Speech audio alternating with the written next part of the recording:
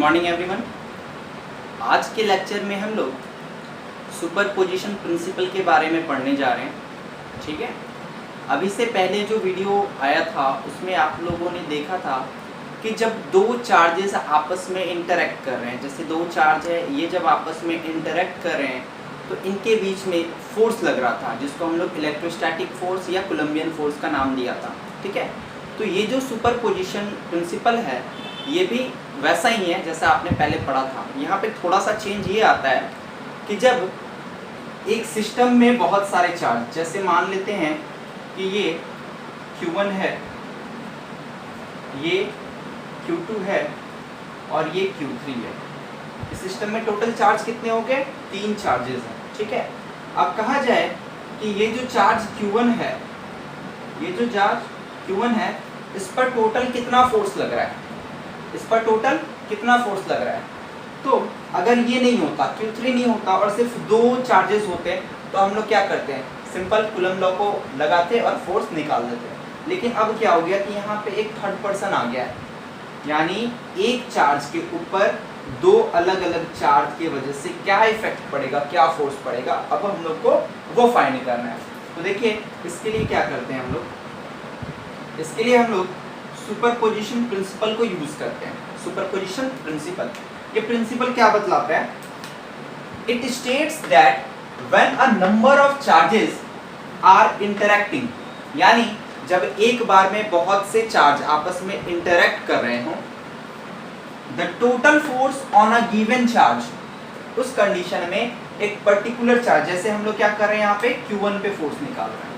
ठीक है, तो the total force on a given charge is the vector sum of all the forces exerted on the given charge, यानी other जो भी charges हैं वो क्या फोर्स इस पर एक्सर्ट कर रहे हैं, उन सबका हमको क्या लेना है, वेक्टर सम लेना है। तो देखो Q1 क्या कर रहा है, Q1 फोर्स एक्सर्ट कर रहा है, सॉरी Q2 फोर्स एक्सर्ट कर रहा है Q1 पे, साथ में Q3 भी फोर्स एक्सर्ट कर रहा है Q1 पे, यानी कि Q1 पे 2 फोर्स लग रहा है, एक इस डायरेक्शन में लग रहा है, इसको हम कह सकते हैं F12, यानी फोर्स ऑन 1 ड्यू टू 2, और एक लग रहा है इस डायरेक्शन में, इसको हम कह सकते हैं F13, यानी एक ही चार्ज पे, एक चार्ज पे 2 अलग अलग चार्जेस की वजह से फोर्स लग रहा है। ठीक है, तो इस Q1 पे ओवरऑल कितने फोर्स लग रहे हैं? 2 लग रहे हैं। ठीक है, तो अब हमको जब फाइंड करना रहेगा कि इस Q1 पे टोटल चार्ज कितना लग रहा है, तो उस कंडीशन में क्या करेंगे, हम ये दोनों जो फोर्सेस हैं इसका वेक्टर सम ले लेंगे। मान लो कोई तीसरा चार्ज भी इस पे लग रहा है, चौथा भी लग रहा है, ढेर सारे लग रहे हैं, यानी कि इस पर N फोर्स लग रहा है, इस पर F1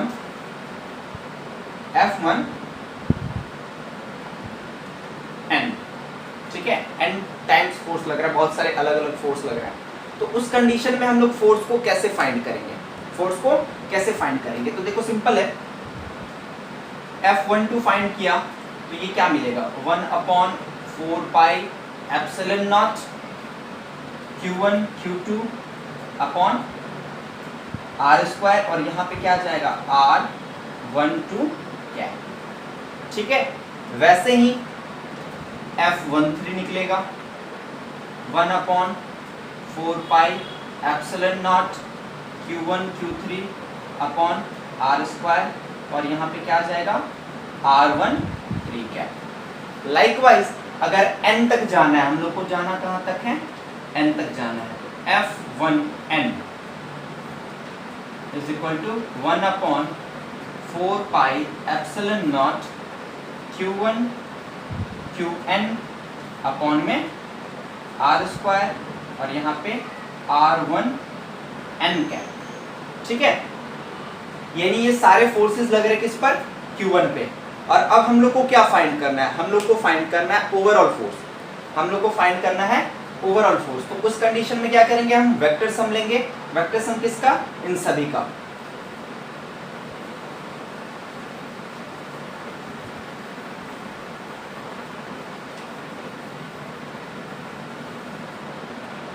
हम लोग को फाइंड करना है, एफ फाइंड करना है।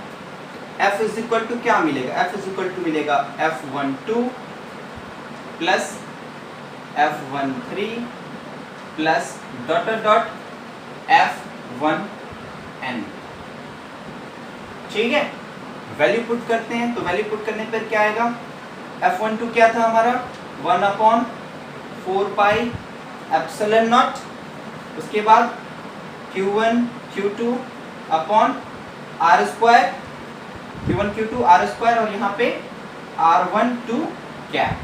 ठीक है, plus 1/4 pi epsilon naught Q1 Q3 upon R square और R13 कैप, प्लस ये डॉट डॉट डॉट करके कहाँ तक चल जाएगा, ये चला जाएगा 1/4 pi epsilon naught Q1 Qn upon R square into R1n cap.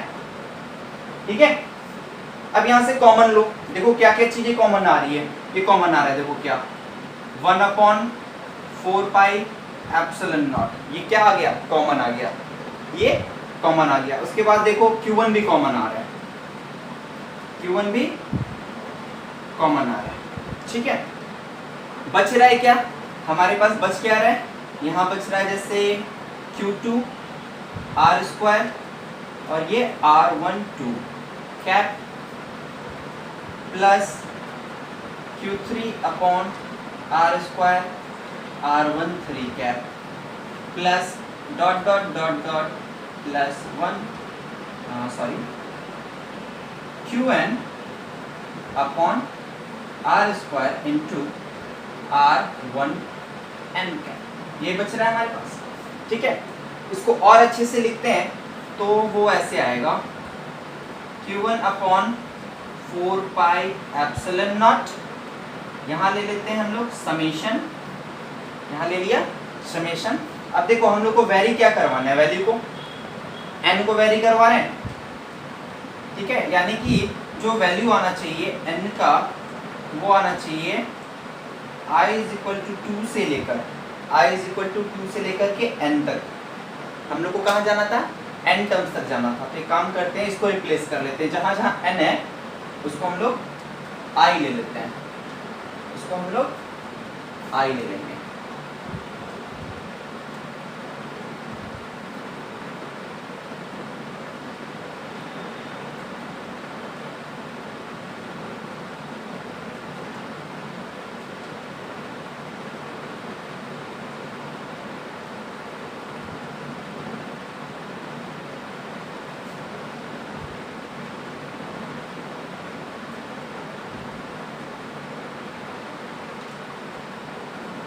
ठीक है, हमने क्या किया, i ले लिया है, यानी अब हम लोग को i का वैल्यू क्या है, 2 है, 3 है, 4 है, 5 है, ये बढ़ता कहाँ तक जाएगा, n तक जाएगा। ठीक है, तो Q1 upon 4 pi epsilon naught summation i is equal to 2 to n। अब यहाँ पे क्या ले लेंगे हम लोग, Qi अपॉन में R स्क्वायर, ये R स्क्वायर भी कॉमन आ रहा था लेकिन यहाँ हम लोग क्यों नहीं है, क्योंकि जब हम लोग इसको ब्रेक करेंगे तो ये किस फॉर्म में आ जाएगा, R1i वेक्टर अपॉन में R1i, इसलिए इसको यहाँ पे अभी रखा हुआ है। अब यहाँ पे क्या आ रहा है, इस पॉइंट पे क्या आ जाएगा हम लोग को, R1i कैप। ठीक है, तो ये क्या निकल के आ रहा है, ये आ रहा है ओवरऑल फोर्स, ये आ रहा है ओवरऑल फोर्स, यानी ये कौन सा फोर्स है, ये वो फोर्स है जो Q1 पे लग रहा था, Q1 पे फोर्स लग रहा था कौन सा, F, ये फाइनल जो आ रहा है, यानी जो ढेर सारा चार्ज लिया गया था वो सारे चार्जेस मिलकर इतना फोर्स प्रोड्यूस कर रहे थे Q1 पे। तो ये जो प्रिंसिपल है इसी को हम लोग कहते हैं सुपरपोजिशन प्रिंसिपल। फाइनली हम लोग का जो रिजल्ट आ रहा है वो क्या आ रहा है कि F vector is equal to Q1 upon 4 pi epsilon naught summation I is equal to 2 to n Qi upon Ri square dot R1i cap. तो इसको अच्छे से आप लोग करो, ये काफी इंपॉर्टेंट है, एग्जाम में भी आता है। ठीक है, अब हम लोग आगे बढ़ते हैं। नेक्स्ट पॉइंट है इलेक्ट्रिक फील्ड। इलेक्ट्रिक फील्ड, देखो इलेक्ट्रिक फील्ड क्या होता है, जैसे कंसीडर करो कि कोई चार्ज है Q, कोई चार्ज है Q, ये पॉजिटिव है नेगेटिव इससे कोई मैटर नहीं करता, एक चार्ज है Q। अब इस चार्ज के अराउंड एक पर्टिकुलर रीजन में, इस चार्ज के अराउंड एक पर्टिकुलर रीजन में हम लोग फोर्स को एक्सपीरियंस करेंगे, वो फोर्स किस पर? तो अदर चार्जेस पे, ठीक है। कोई चार्ज है, कोई स्टेशनरी चार्ज मान लिया कि Q0 है, ठीक है, Q0।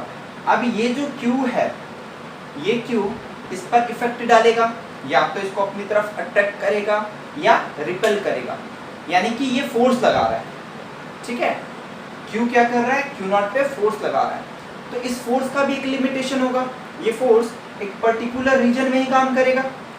जैसे अभी ये Q0 यहाँ है, अगर इस Q0 को हम यहाँ पे प्लेस कर दे रहे हैं, ठीक है, तो अब इनके बीच में इंटरेक्शन हो रहा है, फोर्स लग रहा है।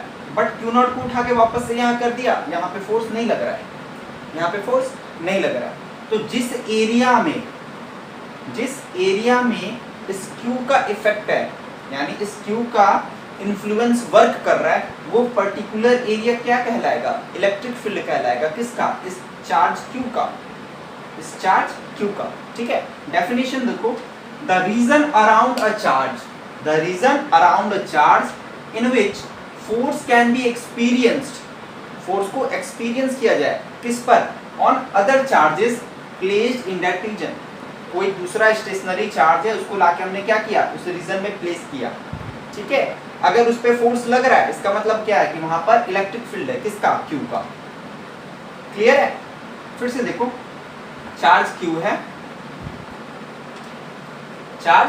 है और हम क्या कर रहे हैं, एक दूसरा चार्ज कोई स्टेशनरी चार्ज है, उसको लाके हम लोग प्लेस कर दिया।